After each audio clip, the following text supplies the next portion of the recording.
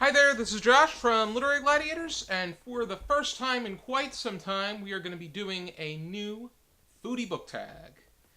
Previously, I've created 20 foodie book tags. This includes uh, tags centered around cheese, cookies, butter, pasta, cannoli, sausage, seafood, soup, sandwiches, pizza, classic candy, melon, apples, pumpkin, muffins, canned food, bagels, preserves, game, and potato chips. Today, as you may know, is National Doughnut Day. So, the long awaited donut book tag has finally arrived. I put together 12 questions centered around different kinds of donuts. And so let's get right into it. First one is the classic donut. A classic book you feel everyone needs to read. And for that one, I chose Aesop's Fables in their original form. This is the Barnes & Noble edition, and it has all of Aesop's Fables collected in here. The original tale and the moral to the story. In some cases, it's bold on the bottom, and in other cases, it is written within the paragraph's conclusion. Next one is Vanilla Frosted. A simple but engaging work. And for that one, I chose All Creatures Great and Small by Dr. James Herriot. And while I personally feel that I don't think there was anything that really was extraordinary in the way that it surprised me. But this does tell the tale of Dr. Herriot's experiences as a vet, and there were things that I learned, but I would imagine that he was, in this case, Dr. Herriot was just a vet telling his stories. These stories were extraordinary, and me being a person that likes vanilla flavored things, I really enjoyed that. So I think that Dr. Herriot telling his experiences as straightforward as possible was pleasing to me. Next one is Chocolate Frosted. Your second favorite work from your favorite writer, because chocolate always happens to be behind vanilla when it comes to different flavored items. Ice cream in particular, but I would imagine donuts being the same, even though chocolate donuts are pretty popular too. For that, Stephen King being a favorite writer of mine, I couldn't choose what my second favorite book of his was. I can't even, to me, my favorite three are in a very close tie, but saying Hearts in Atlantis is my favorite, not necessarily a popular favorite, but a favorite for me. I chose The Green Mile and Bag of Bones. Both of these, to me, were equally entertaining. They were equally engaging, so I cannot really... I could rank them one way on one day, but that is subject to change on another. Next one is Strawberry Frosted. A lesser known or studied work from a known writer you feel should be read and studied more frequently.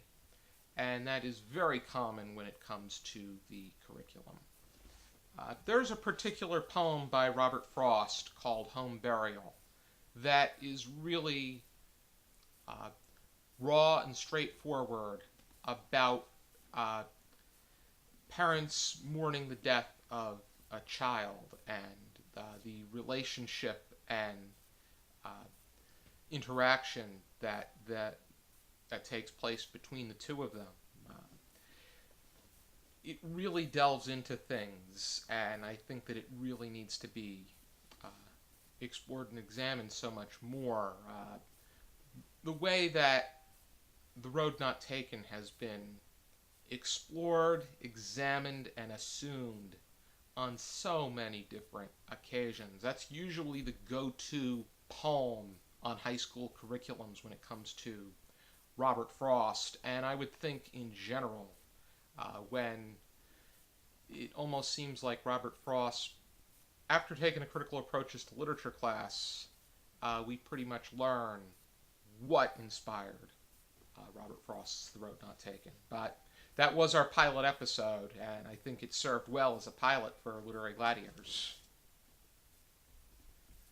But Home Burial, which we went over in Season 5, definitely warrants examination. Next one is the Glazed Donut, a writer that immediately immersed you. And for that one, I chose Richard Lehman. I was attracted to his collection of works when I was getting into horror fiction, and I bought a few of his books. I read Dark Mountain, and then I wanted to collect everything he's written. And I think there's a few more that I need to add, but once I get my hands on them, if I'm able to, I definitely want to get my hands on them and read much more. I've read 4 of Richard Lehman's books, Dark Mountain, The Cellar, Woods Are Dark, and most recently Savage.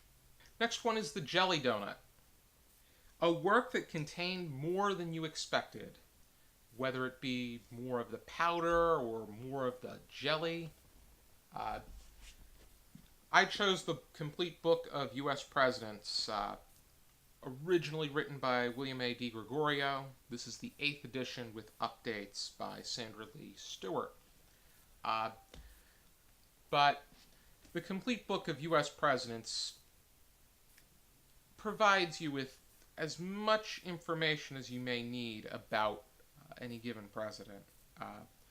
It lists here everything that's featured.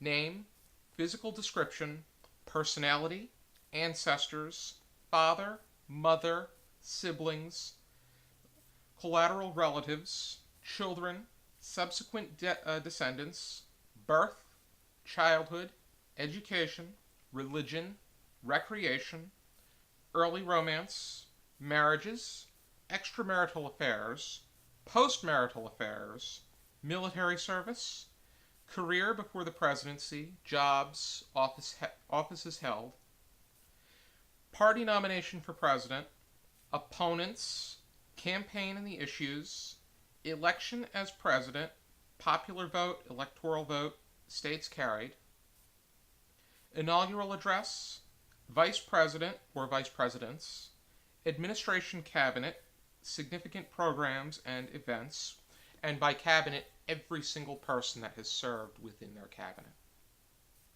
Supreme Court appointments, ranking in the 1962 Historians Poll, retirement, death, president praised, president criticized, quotes of the president, and books about the president. Whew. A lot of information, and it's not going to disappoint. Next one is Boston Cream, a scholarly work you would recommend to a casual reader.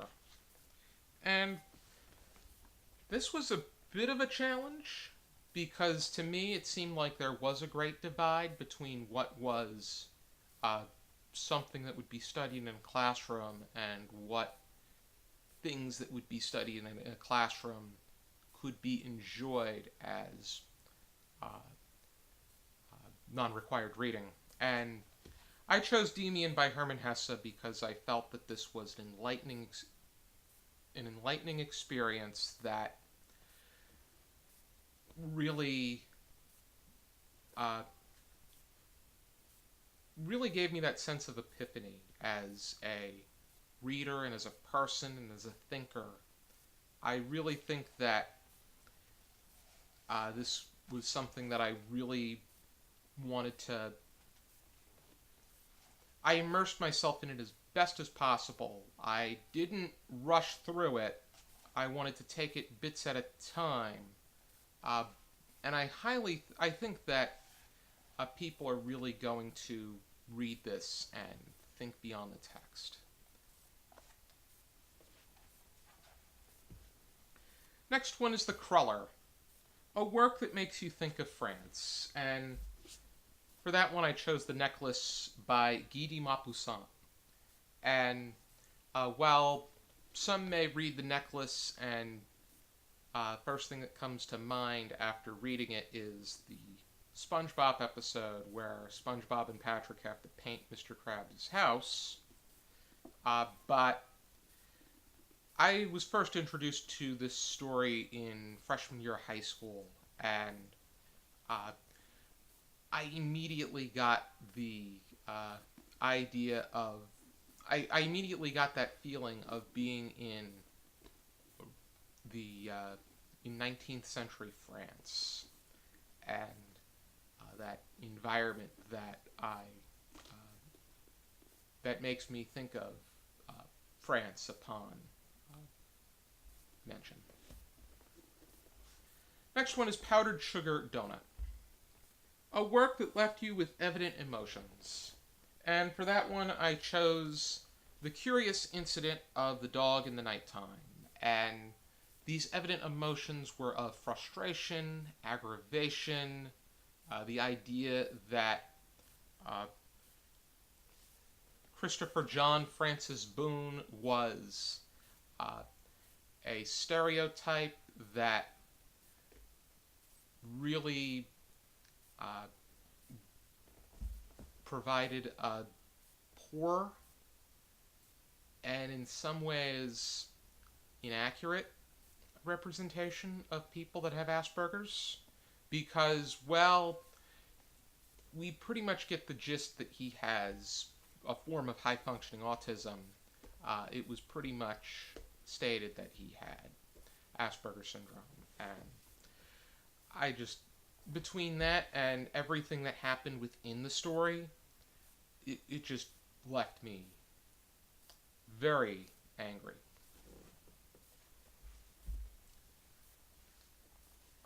Next one is Cider Donut, the perfect reading material to read in front of a fire in autumn. And I'm going to be very general with my answer.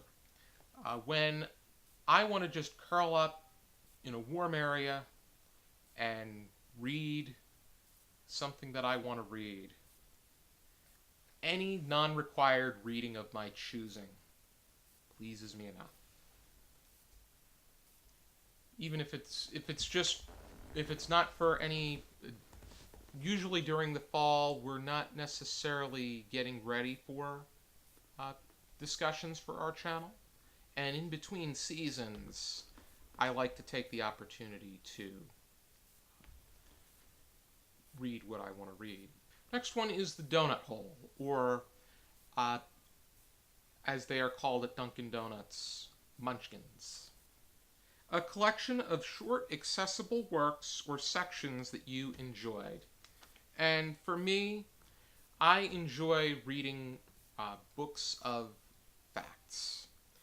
Any book of factual information, random facts, facts about the U.S. presidents, or any kind of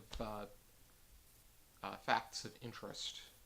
It's just something that I really enjoy reading. I can always pick it up where I feel like it, and I can dip in and out of it accordingly.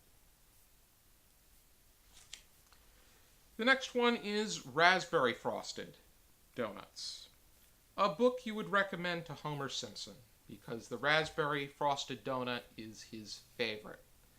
People wonder what the pink frosted donut is on the show. People would assume it's strawberry frosted, but in actuality it is raspberry frosted. And well, some people may wonder, can Homer Simpson read anything more than C-Spot Run, Homer Simpson actually has a great interest in the Supreme Court and Supreme Court justices, and it's been said that he could name every Chief Justice of the Supreme Court. So books that I would recommend to him that I own are The Supreme's Greatest Hits, the 44 Supreme Court Cases That Most Directly Affect Your Life by Michael G. Trackman, and A People's History of the Supreme Court by Peter Irons. The men and women whose cases and decisions have shaped our Constitution. These are two books I really want to get into myself because I feel that the Supreme Court has a great effect on the way things operate in our country, and it's very crucial and interesting to see how presidents appoint them, how impactful any particular president is on the appointment of a justice.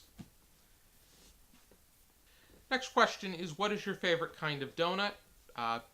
In general, I like vanilla frosted donuts, but I also like the cinnamon donuts from a local bakery that I enjoy going to called Marvel's. I enjoy anything having to do with cannoli, so they used to have the Dinolis at where I worked, and it was a chocolate frosted donut stuffed with cannoli cream, but because of the calorie requirements, they had to discontinue them. And the last one, time to make the donuts, as they say in the Dunkin' Donuts commercials. Who do you tag? I'm going to tag 20 people, and these 20 people are Steve from Steve Donahue, Rashmika from Ramishka Likes Books, Adrian and Dalton from Strip Cover Lit, Todd from Todd the Librarian, Sue and Megan from Spinebreakers, Brian from Bookish, David from David Murphy, Hannah from Snow White Reader, Kara from Wild Book Garden, Gretchen and Michaela from Betwixt the Books, Book Controversy, Rebecca from Rapacious Reads, Pookie from Pookie Monster, Sam from Sarcasm and Sci-Fi, Amber from Amber Unabridged, Nicole from Brushes and Books, Taylor from T Reads, Becky from Becky Ford, Mark from Richardson Reads, and Biblio Atlas. Thank you for tuning in to my donut book tag. This is the 21st foodie book tag, and I definitely have more in store. I hope you check out some more videos from our channel. I hope you are eating and enjoying donuts. And I hope you check out our Patreon as well, where hopefully you are inclined to help us along as far as being a patron to our channel is concerned. Thank you, and for now, keep reading.